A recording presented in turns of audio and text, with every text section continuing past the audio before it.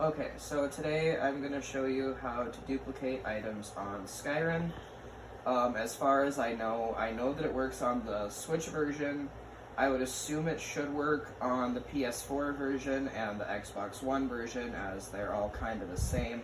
Not sure if it'll work on the Anniversary Edition, as that just came out and they did add some things to the game, so they might have tweaked some of the glitches that are in the game. But what you will need to do is, first of all, you're going to need to come to Whiterun. This is the only place I've found where this works.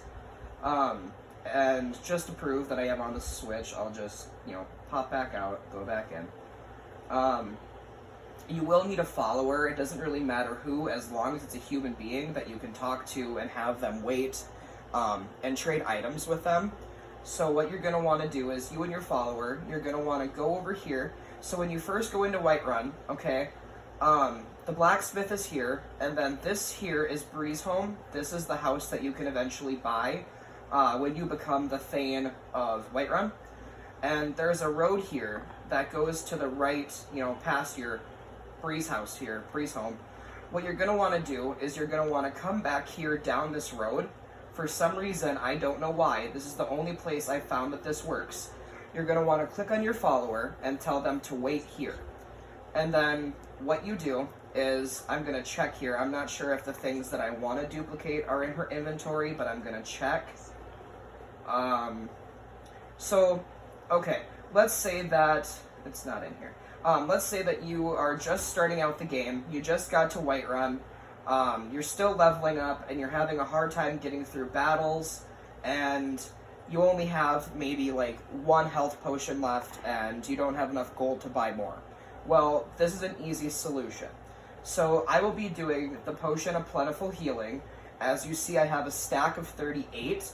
What you're going to want to do is, whatever item that you want to duplicate, you can do it with almost anything in the game, as long as your game doesn't go into a loop. If it goes into a loop, all you have to do is have your follower, follow you, and then go somewhere else, and then come back and have her wait in the same spot again, just to reset it. But you're going to want to make sure that you drop each one of these items individually. If you drop them as a stack, for some reason, it doesn't work.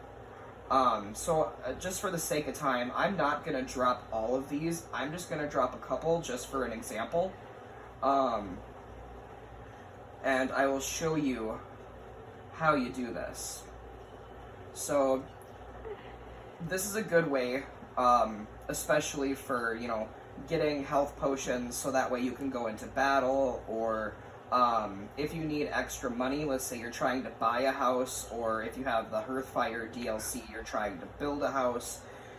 It's a really good way to do this. You can also max out your smithing skill if you duplicate iron ingots. And again, if you have the Hearthfire DLC, where you can build your own home, you can just go into the forge and you can make nails and iron fittings and such repetitively, and that will also increase your smithing. That way you can make the dragon bone and dragon scale armor, and just overall level your character up. Okay, so I dropped a whole bunch of these potions here, so, they'll be around your feet. I know it kind of looks like a mess, but click on your follower and tell them, I need you to do something. After you do that, you're going to want to click on these potions and have them pick all these up. You're going to have to click on them one at a time. I found that if you click on one, it doesn't make a queue. So let's say I click on this one, and then I'm waiting for her, and then I click on this one. It's not going to pick that one up. It'll only do the last one you click, which is kind of annoying, but it happens. It's the price we pay for, cheating the game without cheats. If you do happen to drop anything that is of particular value, for example, one time I dropped Moonstone and someone picked it up, an NPC did, so just be careful with that. After you finish dropping it and having her pick it up, what you're going to want to do is immediately run back to the door of Skyrim, the door that leads to Skyrim from Whiterun, and you're going to want to just exit out. It'll pull up the loading screen. When you get outside, there's nothing that you really have to do. Just turn around and go right back through that door. Essentially all that does is it just kind of, it's the cherry on top. After you drop everything, this is what kind of makes all the other items duplicate, because it's reading that your follower is still in Whiterun, but yet you just went out the door. It's hard to explain. I don't know the specifics of it. Excuse me. All I know is that it works.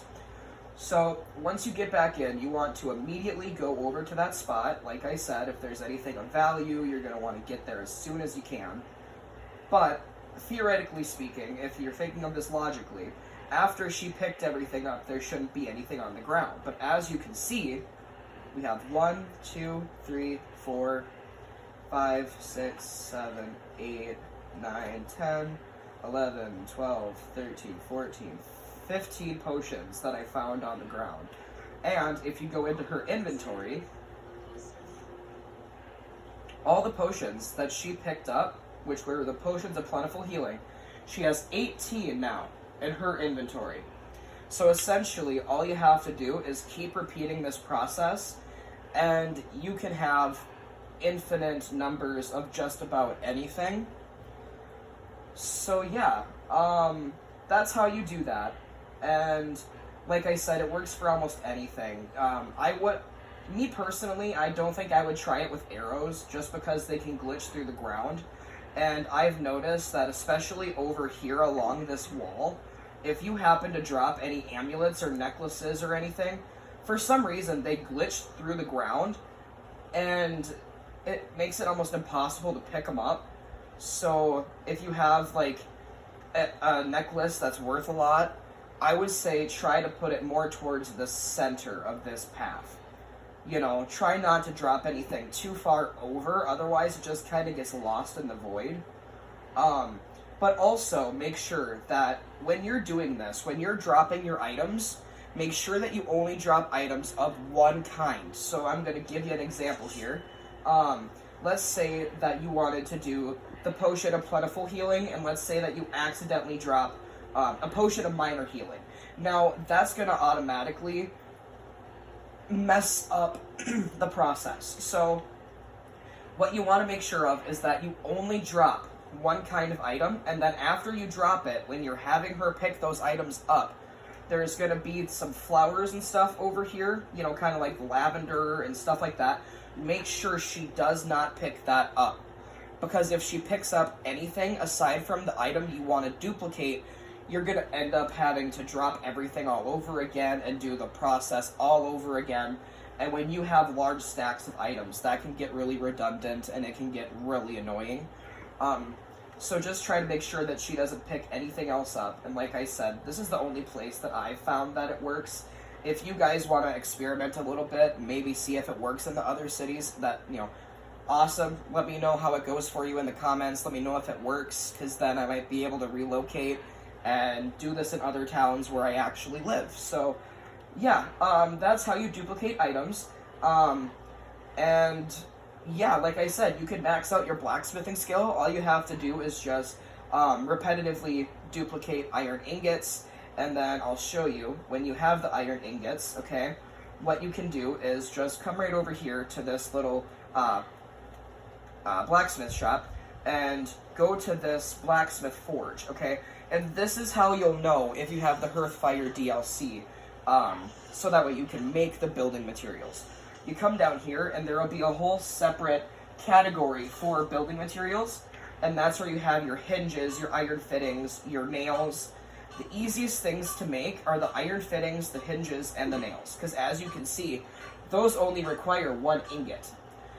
But when you make this, your skill goes up rather quickly.